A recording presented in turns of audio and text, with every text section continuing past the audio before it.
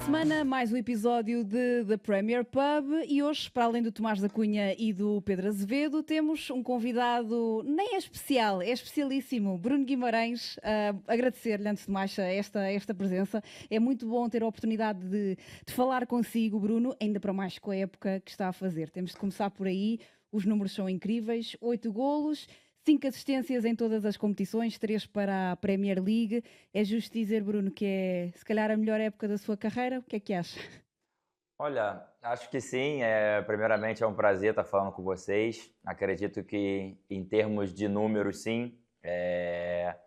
Já bati meu recorde de gols na temporada com, não sei, 17, 18 jogos para jogar. Estou muito contente. Estamos desempenhando muito bem nos últimos 3, 4 jogos. Então acho que podemos dizer sim que é a minha melhor época. Bruno, daqui fala o Tomás da Cunha, é um prazer também estar a falar contigo. Eu acompanho-te há vários anos desde o Atlético e sempre te reconheci muito potencial, mas esse jogador não deixa de ser muito diferente do jogador que agora és na Premier League. É essa característica também muito combativa, e tu és adorado em St. James's Park, porque de facto tens esse lado muito competitivo. Foi um processo simples de entrada na Premier League e de adaptação ao Newcastle, ou já tinhas isso dentro de ti, além da qualidade técnica, do passe longo, essas características mostraste desde muito cedo?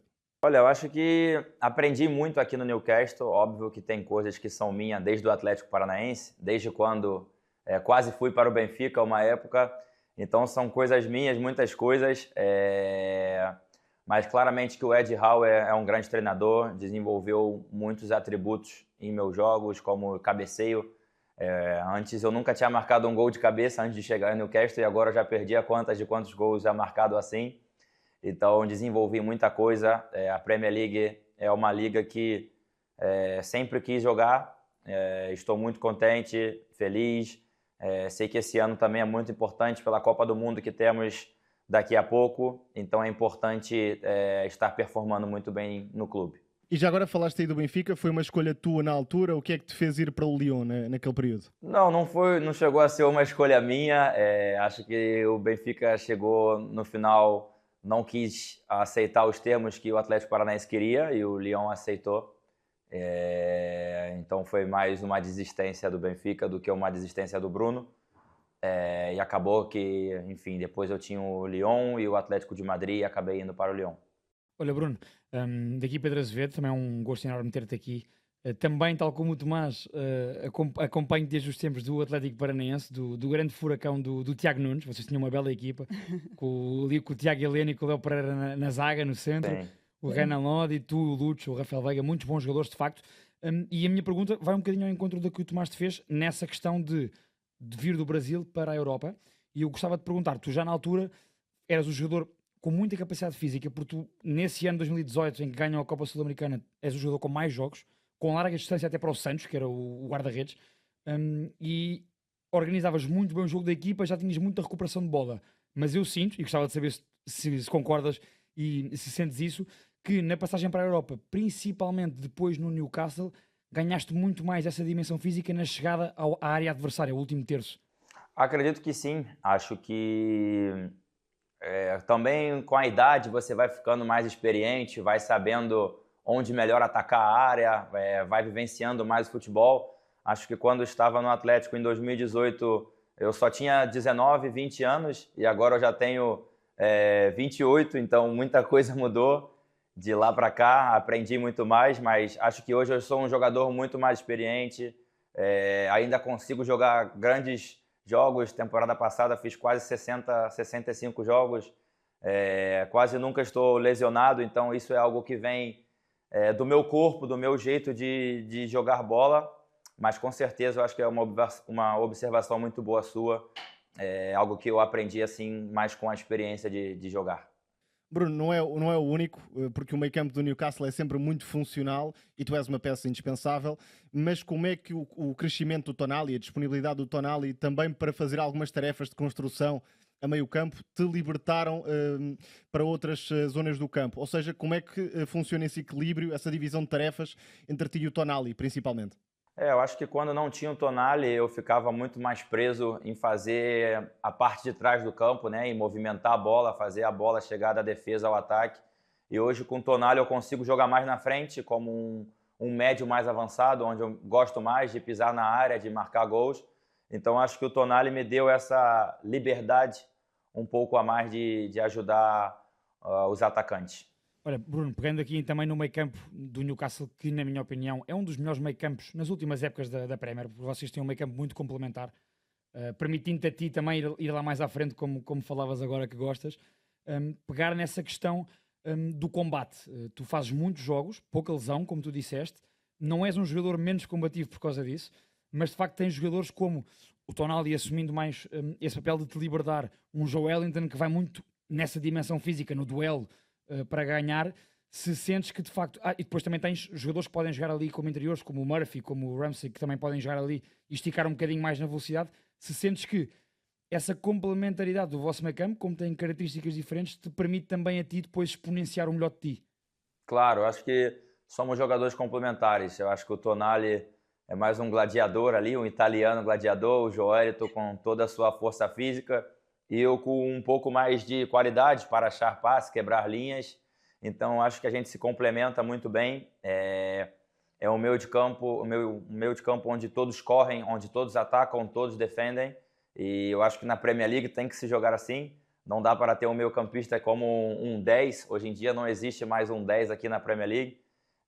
Acho que todos têm que defender e é um papel muito importante, é algo que o Ed Howe sempre comenta com a gente, então acho que a gente se complementa muito bem. Bruno, falaste há pouco da Copa do Mundo. Como é que neste momento geres a mudança de estilo entre o Newcastle, que tem esse jogo mais vertical, mais direto, à procura de chegar rapidamente ao ataque, com o da seleção brasileira, que obviamente tem necessidade de pausar mais o jogo, pensar mais o meio-campo? Como é que tu fazes essa mudança de contexto? Eu acho que para a gente que joga na Europa foi muito bom a chegada do Ancelotti, que é um treinador com um nome muito forte, com uma história muito forte. É um jogador que entende os jogadores europeus. A gente sabe que com o Ancelotti a gente tem tido a posse de bola também, mas a gente tem sido uma equipe muito vertical também. Acho que possibilita melhor o jogo do Vini, o jogo do Rodrigo. Claro que também temos que ter paciência com a bola, mas desde que o Ancelotti chegou, acho que a gente vem numa subida, numa crescida muito grande. Estamos muito confiantes para desempenhar uma grande Copa do Mundo. Bruno, falou aí já de quase que esteve para vir para Portugal e também já enfrentou alguns jogadores portugueses e nessa ótica tenho curiosidade de lhe perguntar qual é que foi se calhar o mais difícil que já enfrentou e se tem o Joelinton que ajuda um bocadinho para ter o contacto com o português. Se gostava de ver algum português aí no Newcastle? Olha, acho que o jogador mais difícil português, sem dúvida, é o Bruno Fernandes. Eu poderia dizer o Cristiano Ronaldo, mas não tinha muitos enfrentamentos com o Cristiano. Com o Bruno Fernandes, como jogamos dois no meio campo, estamos sempre se enfrentando. É um jogador muito, muito bom com a bola, marca muitos gols, dá muitas assistências. É um jogador que sempre que vamos jogar contra, temos que estar ligado para neutralizar, porque se está livre pode fazer a diferença em qualquer partida. E quem é que gostava de ter como companheiro de equipa? Não se lembra assim de ninguém? Joelinton, né? Sem dúvida o Joelinton, sempre junto com o Joelinton. Então... Português. Português? Olha, não joguei com nenhum português aqui no Newcastle. Acho que o último português que eu joguei foi no Lyon, o Antônio Lopes, o goleiro, o guarda-redes. Então era um cara muito legal, me ajudou muito quando eu cheguei no Lyon, porque não falava francês e o Antô muitas vezes fazia a tradução para mim. Então, obrigado, Antô. Já está aí há quase há 4 anos, mas também tenho curiosidade de saber como é que um brasileiro se adaptou aí ao Northeast de Inglaterra. Olha, muito difícil, principalmente por conta do tempo, está sempre frio, sempre chovendo.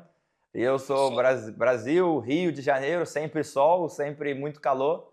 Então foi muito difícil no começo, ainda bem que eu tinha o Joelinton aqui para me ajudar, mas digo a questão de torcida, estilo de vida, eles sempre me ajudaram. Meu pai é um ídolo para os torcedores também, então eu me sinto muito, muito bem, muito em casa, toda a minha família gosta daqui, mas no começo foi um pouco difícil. Tiram fotos com o seu pai, não é? E colocam nas redes. Sim. Meu pai, hoje em dia, se vou ao shopping, meu pai tira mais fotos que eu. Então, é uma celebridade. E já agora, para terminarmos, não temos muito mais tempo, mas queres contar em primeira pessoa aqui para Portugal a história do teu número, que eu acho uma história fantástica, mas que pode ser muito interessante para as pessoas que nos ouvem? Sim, quando eu me fui ao Atlético Paranaense, 2 dias antes estava com meu pai e minha mãe num carro e perguntei aos dois que número eu deveria usar. E meu pai disse: Bruno, se você tiver a oportunidade, escolhe a número 39, é o número do meu táxi, sempre deu sorte para a família. E eu não estava muito contente, porque eu queria jogar com a número 97, que foi o ano que eu nasci. E quando me chego ao Atlético Paranaense, vou fazer os exames médicos, e quando abro minha roupa já era o número 39. E tomo um susto muito grande, e me vou ao roupeiro e pergunto: por que o número 39? Ele disse: está disponível, mas se não queres, podemos trocar. Eu disse: não, era exatamente o número que queria. E ligo para o meu pai e falo que você não vai acreditar, me deram o número 39. E me disse: te disse que esse número te daria muita sorte. E desde então sempre usa 39, é uma homenagem ao meu pai, que foi taxista por mais de 20 anos. E então sempre usei a 39. Ele tinha táxi 39, né? Número 39. Sim, tem até hoje, mas não trabalha mais. Não, isso é peça de museu, o táxi. Claro, esse não pode vender. Pronto, Bruno, não temos muito mais tempo. O Tomás já tocou aqui na questão da Copa do Mundo. Os números não enganam, acho que a expectativa está alta para uma presença nos Estados Unidos, não é? Espero que sim. Tenho tido ótimos números com o Ancelotti também. Então estou muito animado e confiante que vamos estar em mais uma Copa do Mundo. Perfeito. Bruno Guimarães, muito obrigada pela disponibilidade. Obrigado, Bruno. Obrigado, Bruno. Muita sorte. Tchau, abraço. Tchau. Mais golos. Estamos aí a acompanhar o Bruno. Obrigado. Muito obrigada. Thank you guys very much. Thank you very Thank you. much. See you next Appreciate time. it. Thank you. Uma conversa fantástica com Bruno Guimarães. Bem, vocês estavam imparáveis. Eu deixei-vos estar, não é? Eu não vou dizer agora porque aliás, vou dizer agora porque o Bruno já saiu, mas na altura era um dos meus jogadores favoritos. Quando aparece, era um dos jogadores em que No Atlético Paranaense. Sim, exatamente, era um dos jogadores em que eu depositava mais esperanças e está a fazer uma grande carreira. Se calhar não a carreira na totalidade que pudéssemos imaginar, mas uma super carreira ainda assim. Ele na altura, nós comentávamos aqui em off há bocado, aquela equipa do Atlético Paranaense era muito forte. Com o Tiago Nunes, treinador brasileiro, que era muito europeu na altura para o futebol brasileiro, para o futebol sul-americano. E o Bruno Guimarães, sendo o jogador mais jovem da equipa, acabou disparado com muitos mais jogos do que o resto. E portanto já se destacava na altura também. Lembro-me de acompanhá-lo e de gostar muito dele, e na altura de ficar entusiasmado com a possível vinda dele para Portugal, neste caso era para o Benfica. E já agora pareceu-me, pela conversa, pode ser uma interpretação, mas pareceu-me que se o Benfica fosse até ao fim, porventura seria o, sim, ele já tinha falado o passo que o jogador queria. Não tinha falado, que e sim, até porque nós nem lhe perguntámos, porque ele já tinha falado sobre este assunto e ele fez questão de falar sobre isso. Agora, quando no jogo da Champions League também o Benfica jogou com o Newcastle, voltou também a falar sobre o assunto. Acho que era uma vontade do Bruno de jogar pelo Benfica. Uma mágoa pequenina, mas se calhar com uma mágoa. Sim, às vezes a questão dos negócios acaba por não acontecer, ele depois acaba por ir para o Lyon. Mas na altura falou-se do Juninho também, da influência do Juninho. Sim, o Juninho Pernambucano acabou por ter ali alguma influência. E o Benfica estar também na altura atrás do Weigl nesse mercado, ou seja, era Weigl e Bruno Guimarães naquele mercado de inverno, foi nesse ano. Pronto, acabou por entrar pela Europa por outro caminho. Continuamos a desfrutar. Exatamente, não sabemos o que teria sido, mas é bom imaginar. É um grande jogador, de facto. E foi uma grande entrevista, não é? Uma grande disponibilidade. Eu estava a reforçar que vocês dois estavam quase a fazer-me sinal que ia fazer mais uma pergunta. Estavam entusiasmadíssimos. Dava para muito mais, obviamente. Sim. Dava. Mas... Até porque ele vê-se que é daqueles jogadores que gostam de futebol e que percebe muito o jogo. Isso vemos quando joga e vemos agora quando fala também. Sim, a questão do tonal e a presença dele acaba por lhe dar alguma liberdade para explorar outros movimentos, é muito interessante. Claramente. Agora a dúvida é perceber de facto como é que vai comportar-se no meio campo do Brasil, porque destacou verticalidade e existe, é verdade, mas não existe na mesma medida que existe ao serviço do Newcastle. É certo que é chamado? Chamado sem dúvida. Titularidade, veremos. Ok. Mas acho que há possibilidades. Eu concordo com o Tomás e acho claramente que há mais possibilidades de ser titular do que não ser. Sim.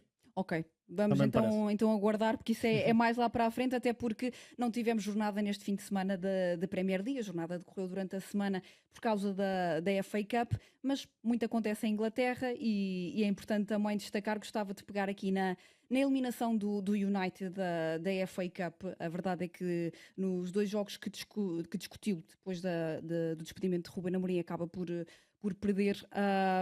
O que é que acham deste United? A verdade é que Tomás, são eliminados da FA Cup com o melhor 11 disponível. Sim, perdem um dos últimos objetivos da temporada e vão fazer 40 jogos na totalidade, um em cada taça e os 38 do campeonato. o que é raríssimo na história do Manchester United, e era um jogo, mesmo sendo contra uma equipa da Premier League, mas em casa, contra um Brighton também alternativo, muitas mudanças no 11 habitual dos Seagulls, tinha tudo aparentemente para poder vencer. Mas é que não se sente o efeito da chicotada psicológica porque não havia nada para abanar psicologicamente. É o grande ponto desta questão. De resto, parece-me que o Fletcher, provavelmente também por influência pesada do Jason Wilcox, está a mudar muito. A linha de 4, um futebol mais direto, jogadores como o Mainu que não tinham espaço e que agora já são utilizados de outra forma, mas parece uma mudança pouco pensada, muito imediatista para responder aos desafios e às dificuldades que eram apontadas a Ruben Amorim, mas que em alguns casos efetivamente estamos a perceber que tinham razão de ser. Desde logo no caso do Mainu, que é obviamente um excelente talento com a bola, nas intenções, mas está muito longe em termos de condição competitiva para ser um titular do Manchester United. Tenho sérias dúvidas, independentemente do treinador, que venha a ser um jogador de Manchester United e não um jogador de outra equipa qualquer, quem sabe até noutro campeonato, porque tem a técnica, mas nos outros aspectos deixa um pouco a desejar, mesmo sendo jovem. A grande mudança para melhor até está no ataque, só que para alimentar o Sesco, e é o que tem acontecido, muitos cruzamentos, muitas bolas longas à procura do Sesco, 3 golos em 2 jogos, é a melhor notícia, mas também há um excesso de jogo direto, uma equipa sempre a tentar cruzamentos, sempre à procura do ponta de lança, perdendo muita ligação ao meio campo. Também inclina muito o jogo para as alas, principalmente para o Dorgu, que não tem regularidade na tomada de decisão, perde muitas bolas, tem muitos cruzamentos que não vão para o destino certo. Portanto, é uma equipa que voltou atrás em tudo e agora não tem sequer uma ideia de jogo clara que se possa agarrar. Vamos ver, fala-se do Michael Carrick, talvez seja por aí. Pois era aí que ia pegar. Fala-se o nome Michael Carrick, poderá ser a solução de todos os problemas do Manchester United? Não, naturalmente que não é. Nós já percebemos que não há solução neste momento para todos os problemas do Manchester United. É uma lista infindável de problemas. Os problemas são do clube por inteiro, não da equipa de futebol. Mas o que é que diz, desculpa interromper-te, Pedro, mas o que é que diz do clube de procurar as ex-lendas, não é? Sabemos que Michael Carrick representou o clube entre 2006 e 2018, ou Ganhou seja, muitos títulos. é uma lenda, não há dúvida, mas que provas tem enquanto treinador que pode ser a peça-chave para... Não tem. A questão, parece-me que a direção do United está a optar aqui por mitigar danos no sentido da crítica em Inglaterra e no sentido da crítica dos adeptos do Man United. E, portanto, é para acalmar as águas, para acalmar as hostes, mais do que critérios técnicos na escolha de um treinador para a equipa que o United tem à disposição e para os objetivos que supostamente tem. Portanto, parece-me que é mais uma decisão. A decisão de Fletcher, a decisão de despedir Ruben Amorim, a decisão de Fletcher, a decisão agora de Carrick. Isto são tudo tomadas de decisões que me fazem muita confusão. São impulsivas. Impulsivas, é isto. São impulsivas, há um problema, tapa-se um buraco, mas não se pensa no médio e longo prazo. Havia, de facto, esse pensamento. Por exemplo, na questão da equipa que o Tomás falava, de agora ser uma aposta constante no jogo direto, não é que a equipa do Man United com o Ruben Amorim jogasse bem futebol, mas aqui estamos aqui semana após semana a dizer que não. Procurava fazê-lo. Mas procurava fazê-lo de outras formas. Já havia uma ligação por dentro interessante. Sim. Com o Mateus Cunha a pegar muito no jogo entre linhas. Que agora até fica um pouco sem lugar, porque o Mateus Cunha não é um ponta de lança, mas também não é um extremo. Não é um médio ofensivo propriamente e não é um extremo. Exatamente. E agora fica ali um bocadinho num espaço vazio. E, portanto, parece-me que não só em termos dessa decisão de equipa técnica, como naquilo que supostamente se pretende para a equipa, como tu disseste, essas mudanças à pressa de pôr a linha de 4, de agora colocar supostamente este suposto melhor 11, com o lateral, juntando Mateus, Bruno, Mount, Sesco, todos. Mount a extremo direito. Mount a extremo direito, que também é um jogador que joga muito mais no espaço interior, como nós sabemos. Claro. Ou seja, há aqui uma grande confusão na decisão da direção em relação à equipa técnica, desde o despedimento de Ruben Amorim até à possível contratação e anúncio de Michael Carrick. E no entretanto disto tudo, a equipa vai sendo uma confusão completa porque não há um padrão na equipa e quando nós vislumbrávamos que alguma coisa estava a ser feita, isso foi completamente quebrado e agora faz totalmente diferente. Sim, é uma confusão pegada este Manchester United. E até fora de campo, o Bruno Fernandes foi hackeado, por exemplo, é um clube à deriva completamente. Completamente. Aqui é apenas um acontecimento, não tem influência na vida do clube eu diretamente. Percebo o que tu queres dizer, é o reflexo de tudo, é o espelho. Parece que tudo acontece. Há sempre uma forma de piorar um bocadinho. Exatamente, exatamente. Vamos ver o que acontece com este Manchester United, até porque já no próximo sábado, dia 17 de janeiro, há derby de Manchester. Já sabem, podem ver aqui na DAZN ao 12h30. O que é que antevém para este jogo? Difícil porque nem sabemos quem é o treinador do Manchester United. Portanto, é muito difícil. Mas eu digo sempre, mais difícil de preparar para Pep Guardiola. Para o City. E o City também está numa fase muito complicada e muito sensível da temporada. Claro que não pelo jogo da taça, deu 10-1 ao Exeter, mas porque no campeonato está um bocadinho afastado da luta direta, quando se pensava que a equipa ia cavalgar na aproximação. E sobretudo, mais do que isso, perdeu muito em termos defensivos com as lesões do Ruben Dias e do Gvardiol. Vamos ver se o mercado dá alguma coisa. Parece-me difícil que não dê. O City já repescou o Alain a Watford. Tem o Kuzanov a tentar ganhar algum terreno, mas não me parece viável que o City vá atacar a Premier League e a Champions com esta dupla de centrais. Até pela falta de opções. Por isso acho que vai ao mercado. Não sei se é o GI. Fala-se insistentemente da possibilidade do GI reforçar o City. Um jogador também já foi apontado ao Liverpool noutras alturas, mas o mercado do City pode inclinar-se um bocadinho para isto, contratar jogadores da Premier League já com alguma experiência acumulada e ao mesmo tempo desviá-lo de rivais diretos. Foi o caso do Semenyo, que já marcou, enfim, num contexto obviamente muito simples, mas marcou logo na estreia. Mas é um City que já abana um bocadinho a estrutura que estava a ser montada, o percurso de confiança que estava a ser construído já abana um bocadinho, portanto será sempre favorito, independentemente do treinador, independentemente de quem joga, mas já não é uma equação tão simples como parecia há 2 semanas. Mas ainda assim prevês, Pedro, um derby de Manchester desequilibrado? Prevejo o favoritismo, claro, do Manchester City, apesar deste momento um bocadinho mais sensal, vamos dizer assim, da equipa de Guardiola. É estranho nós termos um momento do City com Guardiola em que não sabemos que semana após semana vão ganhar. E isto é estranho. Nós não estávamos habituados a isto. A época passada já foi muito mais assim. Esta época nós estávamos a ver uma evolução do City para outros patamares dentro do seu jogo, ou seja, não ser só uma equipa de controlo e de chegar com a bola à baliza, de ser uma equipa que até procurava alguma verticalidade. Foi assim que ganhou o Bournemouth em casa, por exemplo. Foi assim que ganhou o Brentford fora. Mas estas lesões vêm comprometer tudo, porque o City não tendo uma base sólida atrás, e o Ruben Dias já não era perfeito a defender. Já não era, já sofria golos quase semana após semana. E não tendo essa base sólida de Ruben Dias, Gvardiol, vai ser muito mais complicado que depois à frente o resto possa funcionar bem. Perante isto tudo, eu continuo a achar o City claramente favorito, porque nós dissemos tudo aquilo que dissemos sobre o Man United e vemos tudo aquilo que vemos, ou que não vemos na equipa dos Red Devils. E portanto, até imaginando as equipas não estando num bom momento coletivo no jogo, porque não estão neste momento, mas o City, melhor que o United naturalmente, há muito mais qualidade individual na parte dos Citizens do que na parte dos Red Devils. Portanto, no limite, a qualidade individual do City pode fazer muito mais a diferença para o City do que no United. E Semenyo entra de caras, também já falaste um bocadinho aqui, Tomás. O Guardiola até se defendeu com não tenho jogadores, portanto vai ter que entrar. Sim, o Semenyo, enfim, o City tem esta vantagem em relação a outros rivais, é que com Marmoush na CAN, e vai estar pelo menos mais um bocadinho porque o Egito está nas meias finais, com algum descrédito em relação a Savinho, que é um extremo agitador, mas um mau definidor, é um jogador com imensas limitações a finalizar, ao contrário do Semenyo, que joga à direita, joga à esquerda, pode jogar como avançado e sobretudo tem muito golo. Portanto, creio que acaba por ser esta a razão de compra de Semenyo. Um jogador objetivo, que entra na tal lógica de ataque mais direto à baliza do adversário e com golo. Pode acrescentar uma solução que reduza a dependência de Haaland, porque o City, apesar de tudo e de ter mudado um bocadinho esse aspecto, ainda depende muito da produção goleadora de Haaland. O Semenyo parece-me que pode diminuir um bocadinho essa dependência, caso se adapte da melhor forma, o que também não temos absoluta certeza. Ele vem acrescentar isso. Ele vem acrescentar isso que o Tomás falava, essa dimensão física e essa efetividade. Ele efetiva os lances. Os lances do Semenyo acabam ou em assistência ou em golo. Portanto, ou finaliza da linha lateral com os lançamentos. Portanto, mas ele é um jogador que visa muito a baliza adversária, que mesmo não marca golo. Ou seja, ele ou finaliza, ou remata, ou a jogada dele vai dar em alguma coisa, vai criar perigo.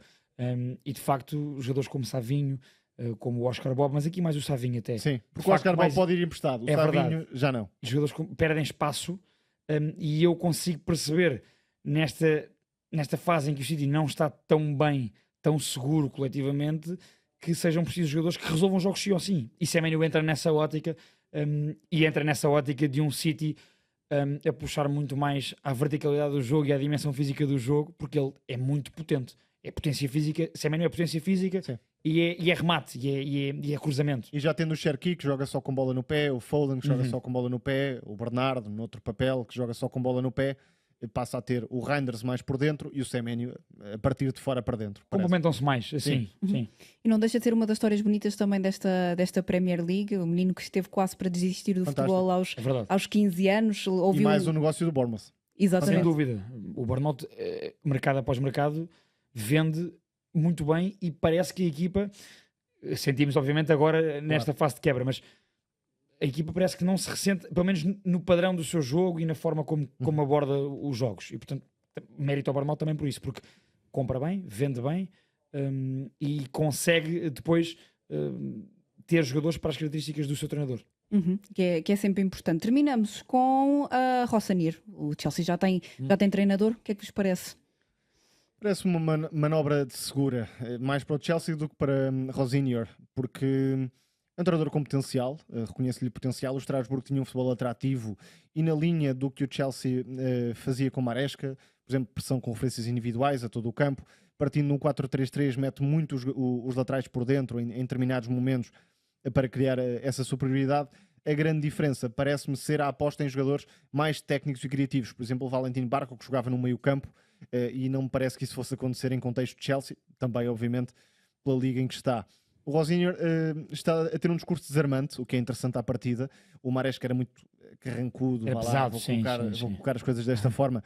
O Rosenior está genuinamente feliz por ser o treinador do Chelsea, admitindo que já foi adepto do Manchester United, portanto, aliás, não era uma surpresa, mas enfim, reforçou essa ideia, mas está disposto a dar tudo pelo Chelsea e sobretudo está disposto a aproveitar esta oportunidade na estrutura do Chelsea, e isto é absolutamente chave para se entender, porque o Maresca já estava num patamar de exigências que a estrutura não poderia responder, até que o departamento médico, segundo consta, terá tido algumas discordâncias. No planeamento do Chelsea, o treinador é uma peça, lá está a tal lógica manager-coach, ali é o coach, objetivamente, e o Rosenior também é um treinador com menos currículo, portanto não tem, adaptar-se-á melhor não tem tanta margem papel para exigir. Sim. Agora, eu não sei se não podemos ter aqui um caso do Graham Potter também. Parece-me que o Chelsea está um pouco mais estável do que nessa altura, mas o Graham Potter no Brighton tinha uma estrutura muito à sua medida, alinhamento perfeito entre scouting, contratações, ideia de jogo. O Rosenior tem margem de manobra para trabalhar, seguramente, até ao fim da época, com um plantel bem montado, com uma base de jogadores no Strasbourg que também pode subir, se assim o entender, mas o Chelsea é um contexto difícil, não deixa de ser, porque tem altos objetivos e é um clube impaciente, apesar de tudo. Exatamente. Concordas com o Tomás nesta ótica de o Enzo Maresca, isto tu não disseste, mas foi a tua interpretação. Sim, foi a minha interpretação e é aquilo que sabemos, surpreendeu-nos um bocadinho o seu despedimento, portanto, se calhar a contratação de Rosenior é um bocadinho para continuar a mesma ideia de Maresca, não com a mesma pessoa, mas quase se calhar a fazer as mesmas E coisas. para continuar este projeto de contratações do Chelsea, porque Rosenior vem habituado a trabalhar com jovens no Estrasburgo e a exponenciá-los, a levá-los ao seu melhor. O Valentim Barco, o Diego Moreira, por exemplo, conhecido dos portugueses, o Andrei Santos, que agora está no Chelsea, E pode ter para mais mim espaço. não foi por acaso que ele foi titular por McFarlane no jogo contra o Fulham de Marco Silva, e portanto é um desses jogadores com capacidade técnica que pode ter mais espaço no meio campo com o Rosenior. Portanto, parece-me que o Chelsea procura aqui um treinador que está bem presente daquilo que é o projeto do Chelsea, porque faz parte desse projeto através do Estrasburgo, e que com esse trabalho que consegue fazer com os jovens, não havendo já essa pressão do título, foi tentar não mexer, mas não abanar muito a estrutura, parece-me. E portanto entra nesta política de continuidade, mas o discurso dele eu também estou a gostar, porque parece-me que dentro dessa continuidade pode haver um bocadinho de rasgo, não só na comunicação como também na equipe. Portanto vamos ver o que é que dá. E cada vez mais, só para terminar, dentro destas estruturas fortes que são maiores do que o treinador, cada vez será mais difícil que um Thomas Tuchel ou um António Conte tenham o espírito necessário para fazer parte disto. Portanto, se o treinador é menos importante e a estrutura ganha preponderância, também é preciso treinadores mais low profile e que aceitem, no fundo, esta mudança. Muito obrigada aos dois, obrigada Pedro, Obrigado. obrigada Tomás, obrigada a vocês também por nos terem feito companhia em mais um The Premier Pub. Fiquem ligados à DAZN, tem mais um grande fim de semana de Premier League, com destaque para o Derby de Manchester, e nós cá estamos para a semana para discutir tudo o que aconteceu. Obrigada e até lá.